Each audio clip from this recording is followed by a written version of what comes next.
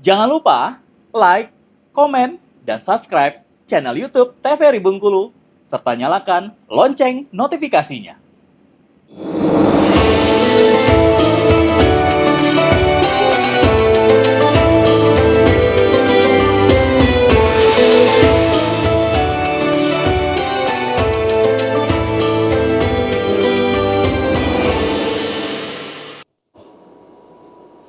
Baik, kembali tentunya di Mutiara Kalbu TVRI Bengkulu. Mutiara Kalbu TVRI Bengkulu. Bersihkan diri, sejukkan hati. Baik, luar biasa. Nah itu dia Pak Ustadz. Saya mau izin dulu bertanya ke Pak Ustadz ya Ibu, sebelum ke Ibu tentunya. Nah Pak Ustadz katanya nih, rezeki itu sudah ada yang ngatur gitu kan. Rezeki itu pasti kita akan mendapatkannya. Nah jadi kalau kita berleha-leha saja Pak Ustadz, apakah rezeki akan mendatangkan kita, datang sendiri dengan kita atau seperti apa Pak Ustadz?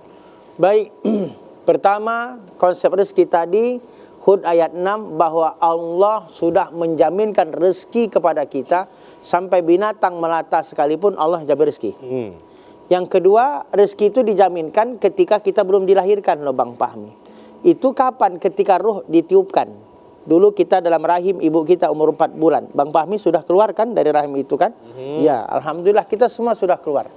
Jadi ketika ruh ditiupkan kata Nabi, jadi fayunfakhu fihi ruh, ditiupkan ruh kepada kita umur 4 bulan ibu. Umur 4 bulan dalam rahim ibu kita ditiupkan ruh. Maka disitulah umur 4 bulan janin itu mulai bergerak. Karena sudah disatukan roh dengan jasad. Nah ketika roh ditiupkan, disinilah kajinya.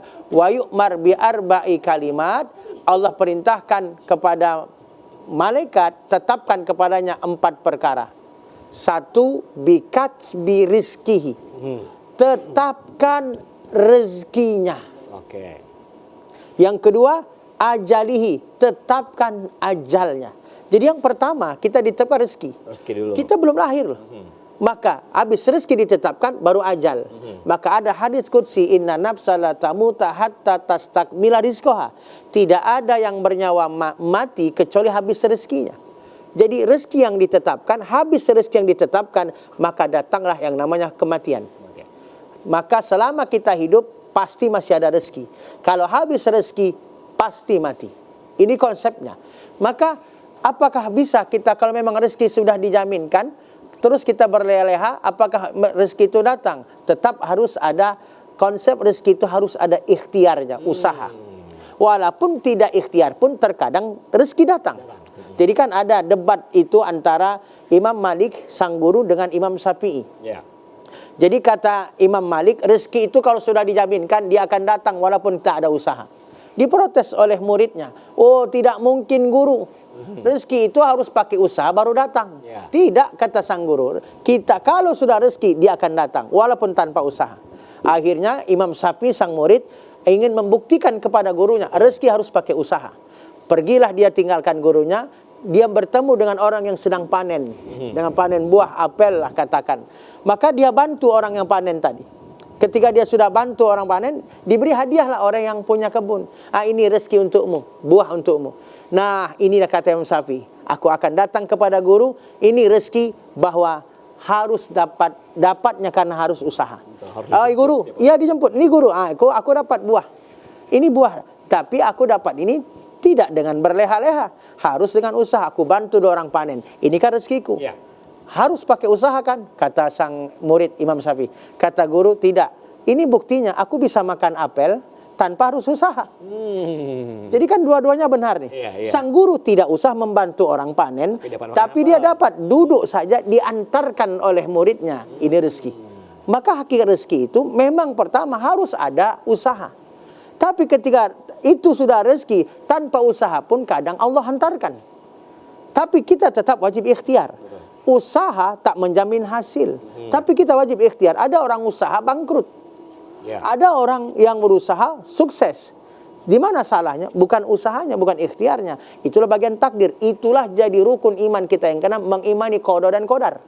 Ketika kita berusaha, kita berhasil, oh ini takdir Allah tetapkan untuk aku berhasil, maka tak boleh sombong. Itulah pentingnya mengimani qadar dan qadar.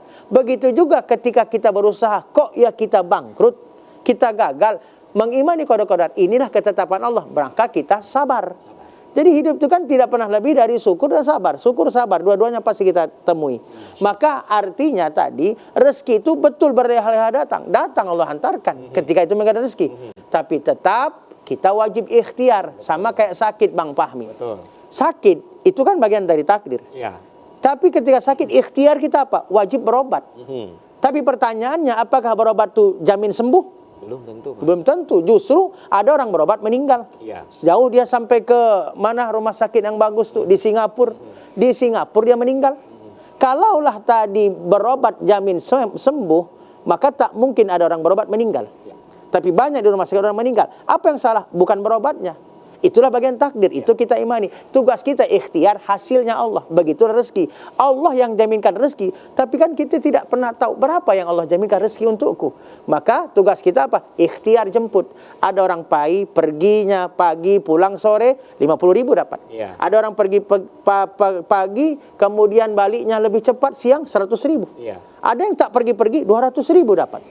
Kapan? Besok pemilu. Iya. Biasanya kan seperti itu kan, datang ada orang antar. Aduh. Zaman dulu ya, zaman dulu gitu.